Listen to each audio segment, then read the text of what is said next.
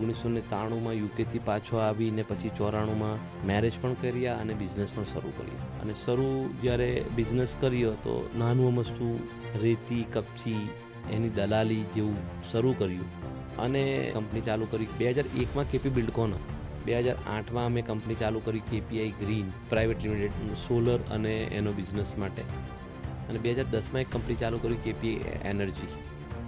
અમારો ગોલ, અમે જ્યારે શરૂઆત કરી તો it was a very small goal, પણ આને એક મિશન લઈને અમે ચાલીએ છીએ. આજની તારીખે we are in a very comfort position. બધા જ લોકોની સાથે અલાઇન થઈને કાર્બન એમિશન ઘટાડી રહ્યા છે.